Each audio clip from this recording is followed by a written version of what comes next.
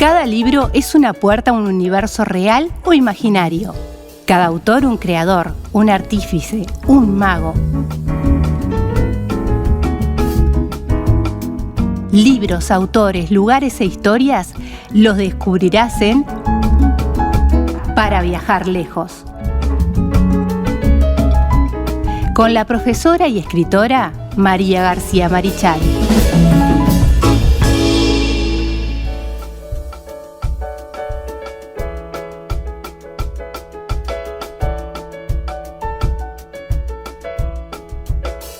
Continuamos con Punto de Partida aquí por la 1210 AM Radio El Libertador desde Vergara 33 para el mundo a través del www.ellibertador.com.uy o a través de nuestras redes sociales, Twitter, Facebook, Instagram y ahora Telegram. También ahí en Telegram nos pueden encontrar, también WhatsApp al 091 99 1210, 091 99 1210, más 598 si estás en el exterior.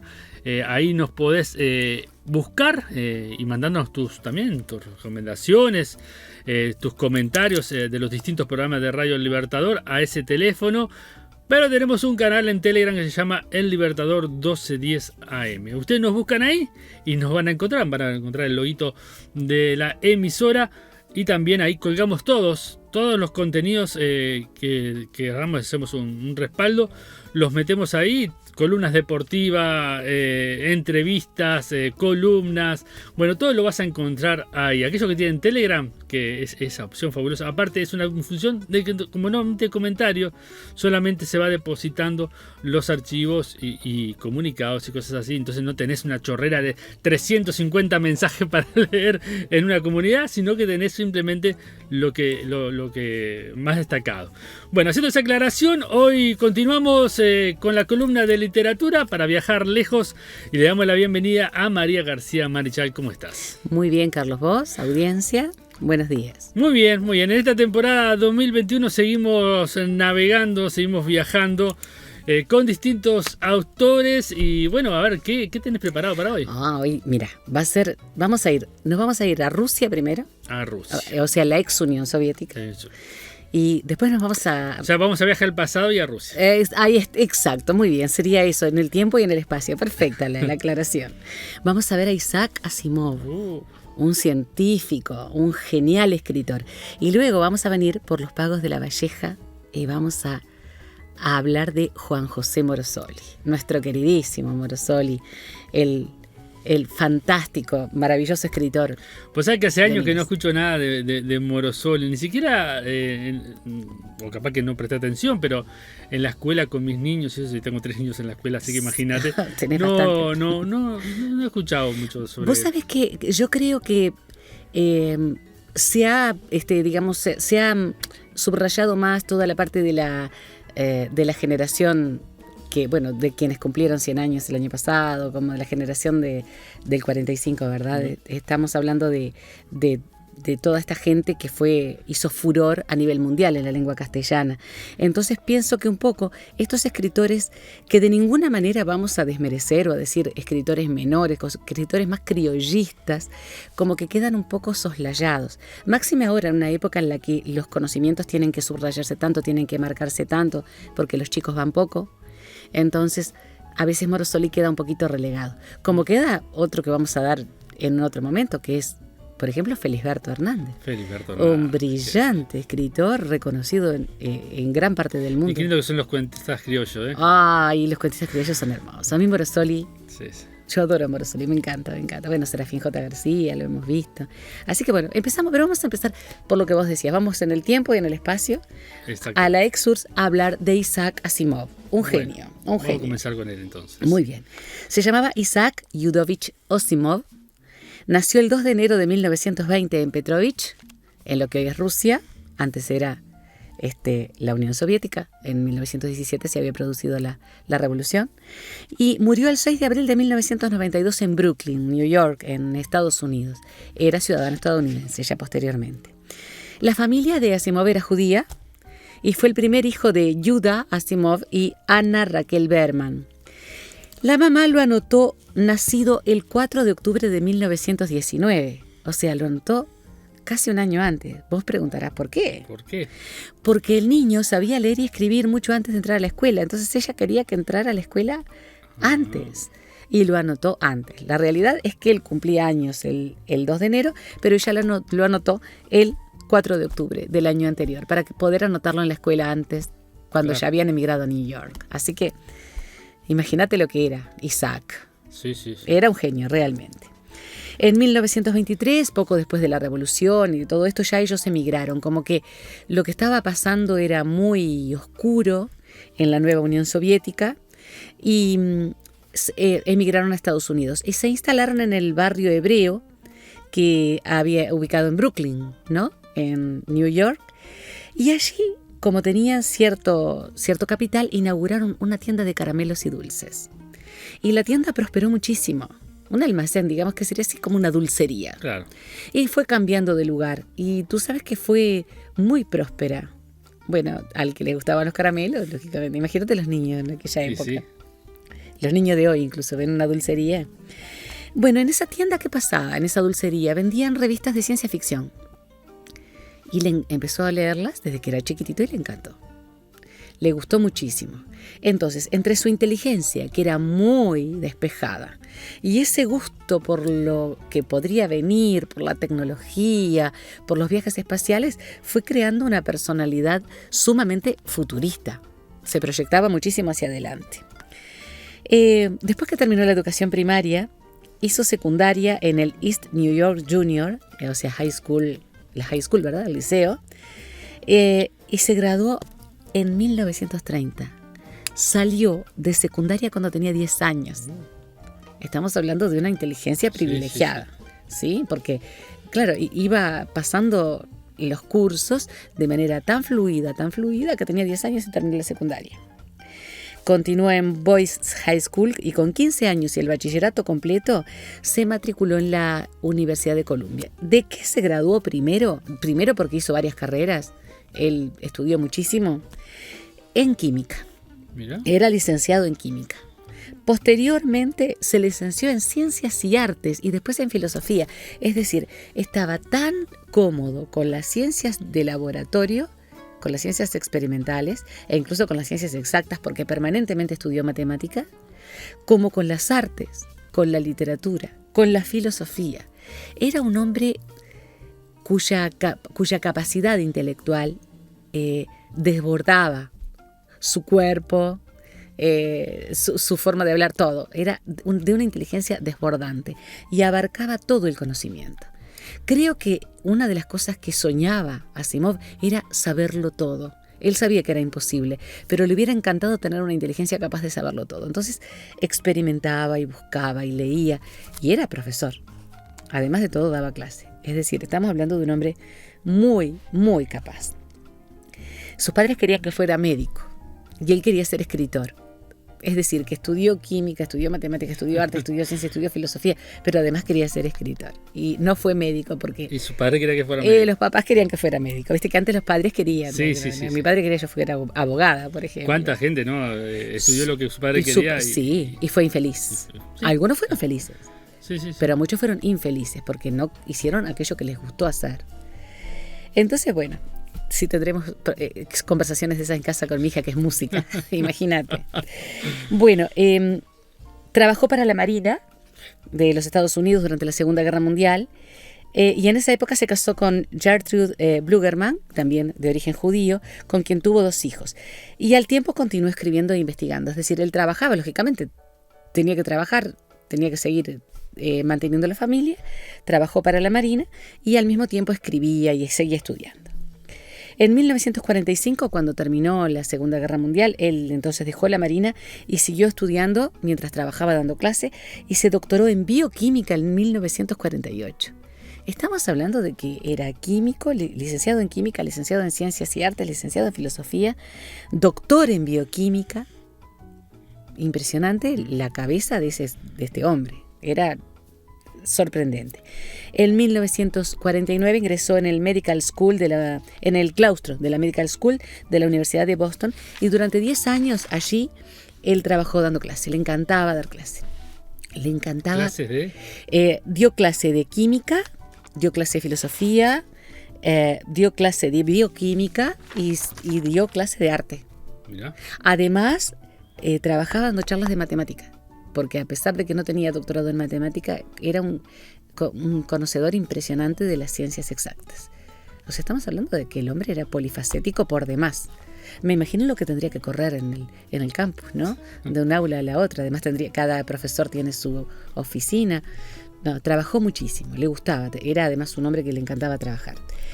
Pero siempre, además del trabajo, continuó escribiendo y continuó investigando.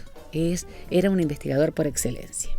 En 1970 se divorcia de Gertrude y 3 años después se casó con Janet Opal Gibson, que fue su esposa hasta el final de sus días. En los 90 él se enfermó de cáncer de próstata, se enfermó gravemente. Entonces lo operaron y quedó muy bien de la operación y le dieron una transfusión de sangre. ¿Qué pasó? Eso después, muchos años después, su esposa lo aclaró porque Asimov murió de SIDA. En la transfusión le transmitieron el VIH. Porque no había los chequeos de sangre que hay en la actualidad, o sea que hay desde hace muchos años. No había tantos chequeos, entonces se hacían transfusiones con sangre donada y a veces esa sangre estaba infectada. Y desarrolló el SIDA y murió de eso, siendo un hombre que, digamos, no estaba dentro de las franjas que eran más, digamos, más propensas a adquirir la enfermedad, ¿no? Cualquiera puede caer, Sí. pero esta transfusión de sangre, bueno, le pasó a gente, por ejemplo, con navajas en barberías. Por esa razón, durante mucho tiempo no hubo barberías.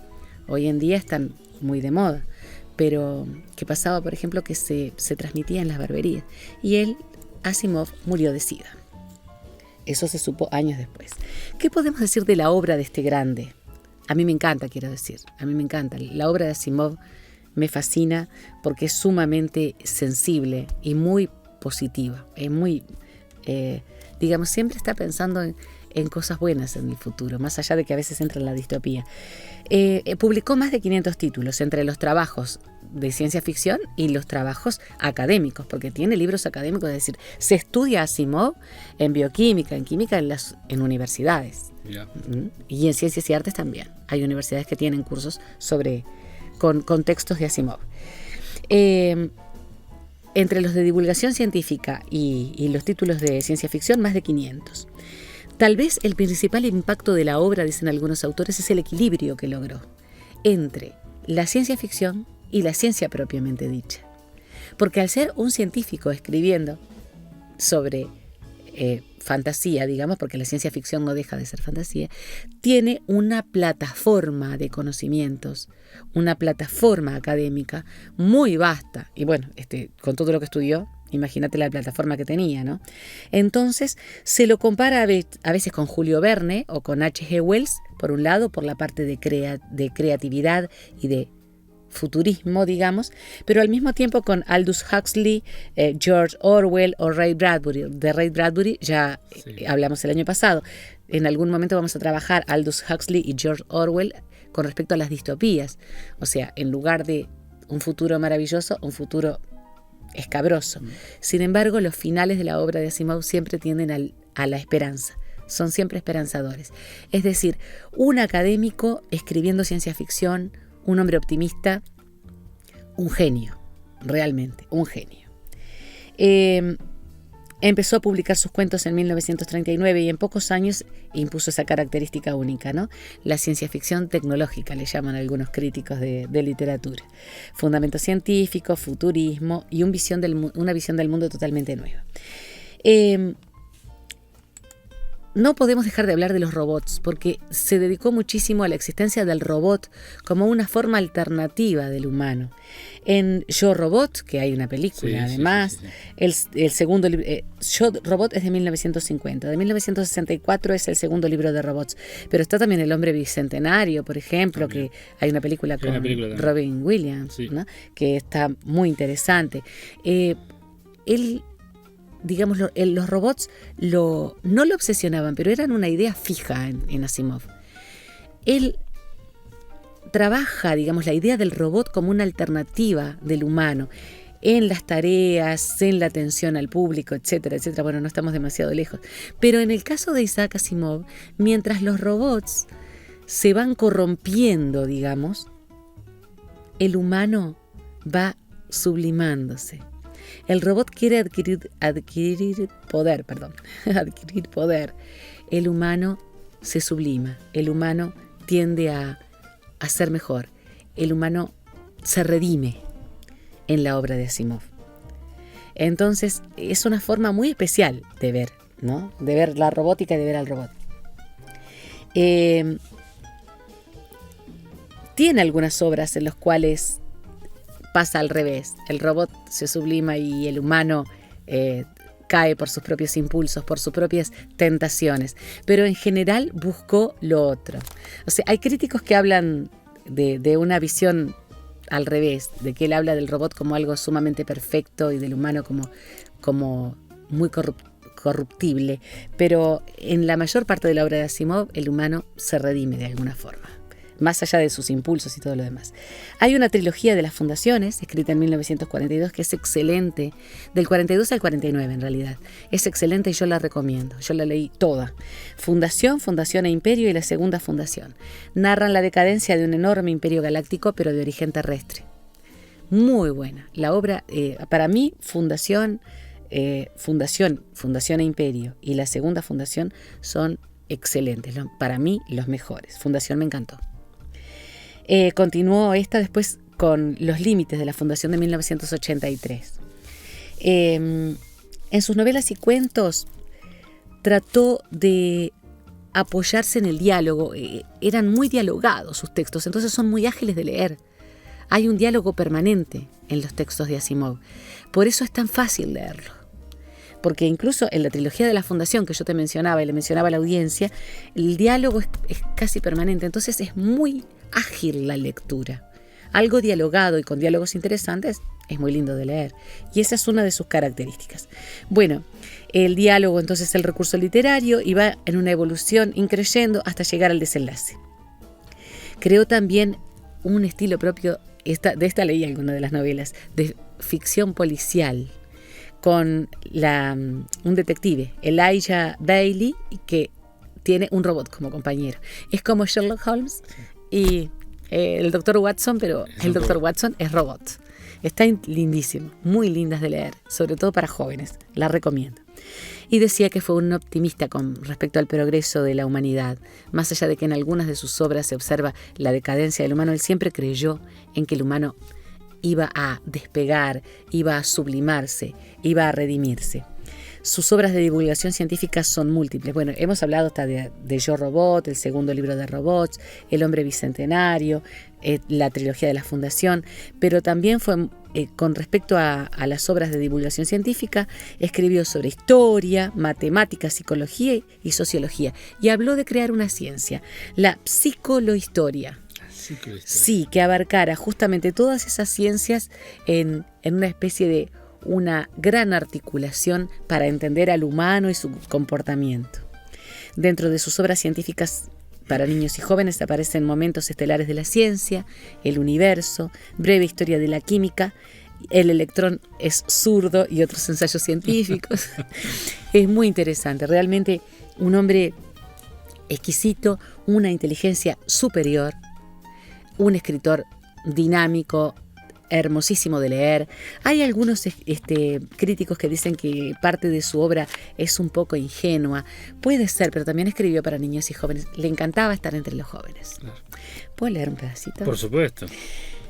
De Sueños de Robot, que es una recopilación de sus obras, justamente de muchos de sus cuentos. Voy a leer un fragmento del cuento que le da nombre al libro, Sueños de Robot. Pero es una recopilación, es una antología. Sueños de Robot. Anoche soñé, anunció Elvex tranquilamente. Susan Calvin no replicó, pero su rostro arrugado, envejecido por la sabiduría y la experiencia, pareció sufrir un estremecimiento microscópico. ¿Ha oído esto?, preguntó Linda Rush nerviosa. Ya se lo dije. Era joven menuda y de pelo oscuro. Su mano derecha se abría y se cerraba una y otra vez. Calvin asintió y ordenó a media voz: «Elvex, no te moverás, ni hablarás, ni nos oirás hasta que te llamemos por tu nombre». No hubo respuesta. El robot siguió sentado como si estuviera hecho de una sola pieza de metal y así se quedaría hasta que oyera su nombre otra vez. «¿Cuál es tu código de entrada en computadora, doctora Rush?», preguntó Calvin. «O márcalo tú misma, si esto te tranquiliza. Quiero inspeccionar el diseño del cerebro positrónico». Las manos de Linda se enredaron un instante sobre las teclas. Borró el proceso y volvió a empezar. El delicado diseño apareció en la pantalla. «Permíteme, por favor», solicitó Calvin, «manipular tu ordenador». Le concedió el permiso con un gesto, sin palabras. Naturalmente, ¿qué podía hacer Linda? Una inexperta robopsicóloga recién estrenada frente a la leyenda viviente. Susan Calvin estudió despacio la pantalla, moviéndola de un lado a otro y de arriba abajo, marcando de pronto una combinación clave tan deprisa que Linda no vio lo que había hecho, pero el diseño desplegó un nuevo detalle y el conjunto había sido ampliado. Continuó atrás y adelante, tocando las teclas con sus dedos nudosos. En el rostro avejentado no hubo el menor cambio, como si unos cálculos vastísimos se sucedieran en su cabeza. Observaba todos los cambios de diseño. Linda se asombró. Era imposible analizar un diseño sin la ayuda, por lo menos, de una computadora de mano. No obstante, la vieja simplemente observaba. ¿Tendría acaso una computadora implantada en su cráneo? ¿O era que su cerebro durante décadas no había hecho otra cosa que inventar, estudiar y analizar los diseños de cerebros positrónicos? ¿Captaba los diseños como Mozart captaba la notación de una sinfonía? «¿Qué es lo que has hecho, Rush?», dijo Calvin por fin. Linda, algo avergonzada, contestó: «He utilizado la geometría fractal». «Ya me he dado cuenta, pero ¿por qué?». «Nunca se había hecho. Pensé que a lo mejor produciría un diseño cerebral con complejidad añadida, posiblemente más cercano al cerebro humano». «¿Consultaste a alguien? ¿Lo hiciste todo por tu cuenta?». «No consulté a nadie, lo hice sola». Los ojos ya apagados de la doctora miraron fijamente a la joven. «No tenías derecho a hacerlo. Tu nombre es Rush». Rush significa temerario, intempestivo, impulsivo en inglés. «Tu naturaleza se juega con tu nombre. ¿Quién eres tú para obrar sin consultar? Yo misma, yo, Susan Calvin, lo hubiera discutido antes». «Temí que se me impidiera». «Por supuesto que se te habría impedido». «Van a...». Su voz se quebró, pese a que se esforzaba por mantenerla firme. «¿Van a despedirme?». «Posiblemente», respondió Calvin. «O tal vez te asciendan. Dependen de lo que yo piense cuando haya terminado». Y sigue. Un precioso cuento. Lindo. De Isaac Asimov. Sueños de Robot es la antología. Lo recomiendo. Muy bien. Y bueno, entonces dejamos Rusia y Estados Unidos. Compartido, ¿no? Y nos vamos para La Valleja. Ay, sí, nos vamos para la serranía. La serranía. Oh, qué lindo. Hasta vuelo el aire, me parece. Este exquisito escritor, maravilloso escritor, Juan José Morosoli. Se llamaba Juan José Morosoli Porrini. Nació el 19 de enero de 1899 en Minas, La Valleja, y falleció el 29 de diciembre de 1957 en Minas. Falleció joven. Sí. Falleció joven. Podría haber, si hubiera vivido más, podría haber hecho una obra mucho más vasta, Morosoli. Su padre era suizo, el papá de Morosoli era suizo, de Ticino, o sea, de la Suiza, de la parte de habla italiana, ¿no? Sí, de sí, Suiza. de Saben que Suiza tiene 4 partes, ¿no? La alemana, italiana, francesa y la romance. En cada grupo de cantones se habla un idioma distinto. Un dialecto. Exacto, claro. El romance es el dialecto, digamos, el idioma que podríamos llamar suizo, propiamente dicho. Bueno, él era de la parte italiana y su mamá sí, su madre era uruguaya. Empezó la escuela a los 8 años, pero tuvo que salir prontamente porque necesitaban que trabajara en la casa, como la mayor parte de los niños del siglo XIX y de principios del siglo XX. Los niños no terminaban la escuela. En general, tenían que ayudar a mantener a la familia. E incluso era costumbre que en el campo las familias tuvieran muchos hijos porque eran manos para ayudar a trabajar la tierra también. más allá de que la planificación familiar no existiera, etcétera, había una tendencia a que los hijos tenían que ayudar a los padres, era algo lógico. Así que salió de la escuela tempranito, pero siguió estudiando, fue de corte absolutamente autodidacta, más allá de que después siguió estudiando en la formalidad, fue un autodidacta vastísimo. Trabajó como mandadero y como vendedor. En la década de los años 20, ya empezó a hacer poesía, Morosoli, que no es muy conocida la poesía de Morosoli. En 1925, en un libro que se llamó Bajo la misma sombra, escribió un conjunto de poemas que llamó Balbuceos. Lo pueden buscar si quieren en las plataformas, porque ya son de dominio público, con un grupo de amigos, Valeriano Magri, Julio Casas Araujo y José María Cajarville. Estaban, digamos, era un grupo intelectual y de autodidactas, trabajaban mucho, escribían, trabajaban juntos, pero además escribían, leían, etc. Bueno, fue un periodista muy destacado, vocacional totalmente. Digamos, estudió periodismo por su cuenta y se forjó por su cuenta como periodista. Un periodista de muy buena pluma. ¿Allí en Melo? Y en Minas. Perdón, Minas. Sí, pero en Montevideo también escribió para diarios de Montevideo. Es decir, que era conocido en el Uruguay ya, Juan José Morosoli, como periodista.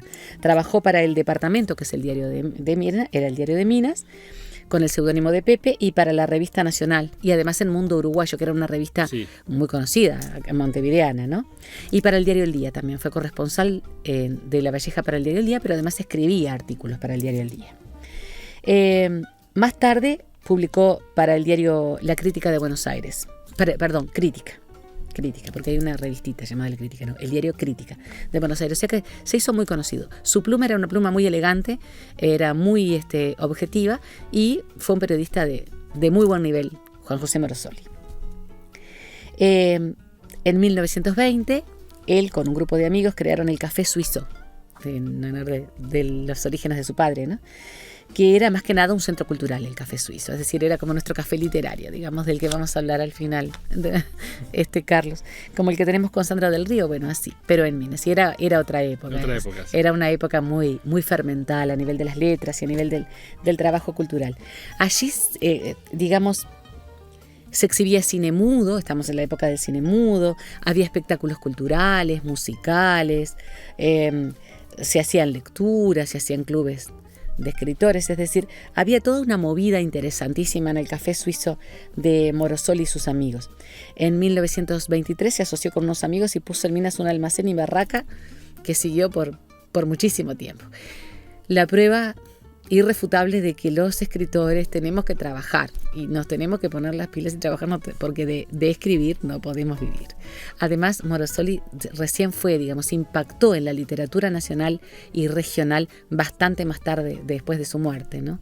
Fue conocido en vida, pero murió joven, y después de su muerte sí, incluso póstumamente se le da el Premio Nacional de Literatura. En 1929 se casó con Luisa Lupi, con quien tuvo 2 hijas, Ana María y Mariluz. Recibió 3 veces el premio del Ministerio de Instrucción Pública.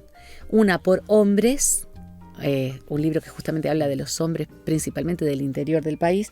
La otra por Los albañiles de los Tapes y Hombres y Mujeres y Muchachos. Es decir, Los albañiles de los Tapes y Hombres y Mujeres era una de las obras, Hombres, la primera por la que le dieron el premio, y Muchachos, la tercera. Falleció el 29 de diciembre del 57 y en 1959, en forma póstuma, se le otorga justamente el Premio Nacional de Literatura.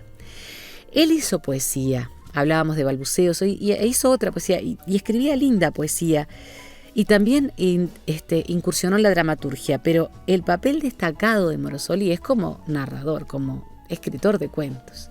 Es un exquisito escritor de cuentos, Morosoli. Son de cuentos de corte criollista, esos cuentos que son del interior, de tierra adentro, que huelen a lluvia en la tierra, que huelen a pradera y a monte nativo. Ese cuento que habla del paisaje. Pero ojo, siempre decimos, nuestros escritores criollistas fueron además pintores excelentes del paisaje humano. Y en eso Morosoli destacó muchísimo, porque trataba de destacar justamente, trataba de mostrar a todos quienes lo leyeran, en la ciudad, en las ciudades del interior, en Montevideo, en las ciudades de la región, cómo era el hombre de campo. Y fue, marcado, hombre de esa época, como lo fui yo, posterior a él, pero por el éxodo rural. El éxodo rural, ese sangrado impresionante de hombres, mujeres y niños del campo, empobrecido, a los cinturones de pobreza de la ciudad, lo marcó muchísimo. Y escribió sobre eso mucho, Morosoli. Le dolía la sangría de agricultores y de ganaderos, de peones, desde el campo, donde vivían y tenían para comer, donde se empobrecían y a dónde iban a parar, a los cinturones de miseria, a las periferias urbanas. Eso le dolía profundamente a Morosoli. En definitiva, rescató a las comunidades campesinas pobres del olvido, dicen algunos estudiosos de Morosoli. Destacó la belleza, el paisaje natural y el paisaje humano, o sea, el paisaje geográfico del interior. Y él decía: se sabe aquí que no soy literato, de lo cual Dios me libre y guarde, sino simplemente un escribepapeles, y que pongo en ellos un poco de drama de cada hombre humilde de los que voy encontrando en la huella. No quería que se los olvidara, no quería perderlos. Yo tengo que agregar que para mí es un referente. Cuando escribo sobre mi pueblo, cuando escribo sobre el campo, Morosoli es un referente, me encanta. Es una delicia los cuentos de Morosoli. Algunos son sumamente duros, muy duros. Los albañiles de los Tapes golpea feo, pero tiene una belleza intrínseca del interior de nuestro país. Hay un ensayo que yo quiero destacar que se llama La soledad y la creación literaria. Mis padres me lo regalaron cuando yo era una adolescente y quería escribir, y para mí fue sumamente intenso. Me gustó muchísimo. La soledad y la creación literaria. Habla justamente de la necesidad de la soledad para muchos escritores. Hay ¿Fue muchos póstumo ese? No. Ya lo habían editado con él en vida, pero yo lo recibí de regalo y hasta el día de hoy lo tengo como algo muy, muy preciado. Cuentos escogidos, 3 niños, 2 hombres y un perro, El viaje hacia el mar, del que hay una película espléndida. Quienes no la han visto, yo la recomiendo. Con Juseca, el gran humorista Juseca, que hace de 7 y 3 un personaje inefable e imperdible. Rataplan, que es Diego del Grossi, otro personaje, y el fallecido actor argentino, no me acuerdo en este momento el nombre de él, que falleció de COVID-19. Después lo vamos a recordar, o nuestros oyentes nos pueden aclarar, porque ahora en este momento mi memoria está un poco despistada. Bueno, después me voy a acordar de él, que fue maravilloso, que hace justamente del protagonista del cuento del viaje hacia el mar. Tierra y tiempo, preciosísimo libro de cuentos. Perico, 15 relatos para niños, que esto está en las escuelas. Y posiblemente hasta tu generación lo hayan leído mucho. Seguramente. En las escuelas y en los liceos está mucho en la biblioteca para entretenerse, de entretenimiento, ¿no? Son unos cuentos espectaculares, hermosos. Perico, 15 cuentos para niños. Los albañiles de los Tapes, de los que yo te hablaba, hombres y mujeres, muchachos, etc. ¿Puedo leer un poquito? Sí, por supuesto. Bueno, El viaje hacia el mar. Y empieza por Rodríguez. Voy a leer 2 fragmentos.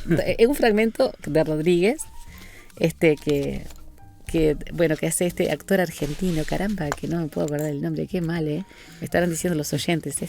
No hizo, es verdad, me olvidé de apuntarlo, de la ayuda a memoria.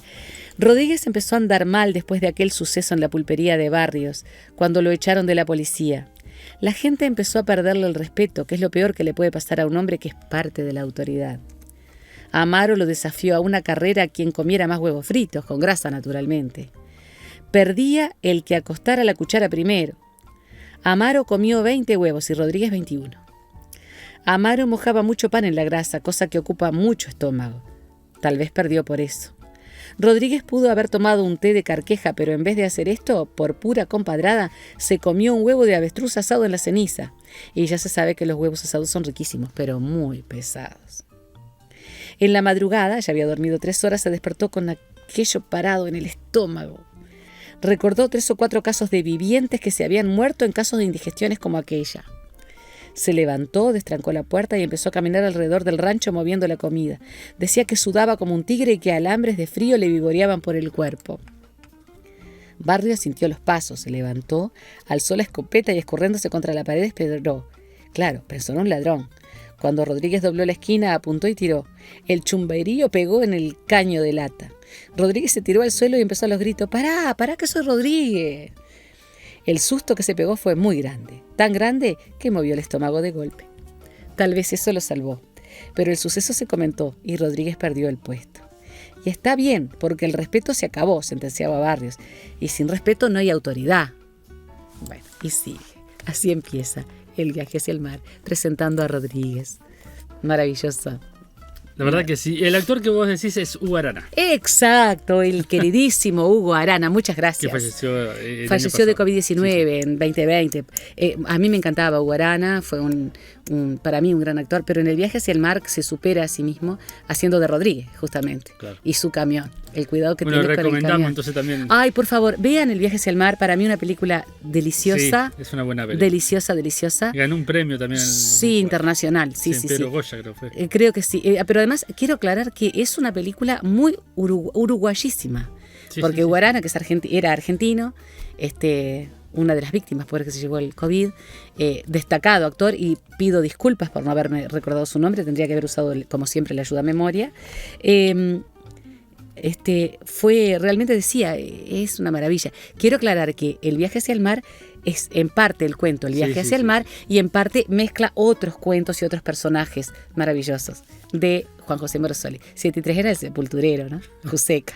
Maravilloso. Sí. Julio César Castro. Y para terminar con Morosoli quiero leer esta joyita para niños, que es La lluvia. Bueno. Ver llover allí en aquella chacra era una cosa que causaba placer. Un placer tranquilo que aún me alegra. No olvidaré nunca aquella mañana. Hasta aquel día no había sentido la emoción de la lluvia. Me parecía que el campo y el árbol y yo éramos felices de la misma manera, quedándonos quietos y dejándonos penetrar por aquella música mansa y aquella lluvia lenta que caía sin interrupción. A mi hermana le gustaba mucho jugar a las casitas. Con 4 palos, algunos cueros y unos mazos de paja mansa había construido la suya. Era una vivienda como la de los indios. El agua vino despacio.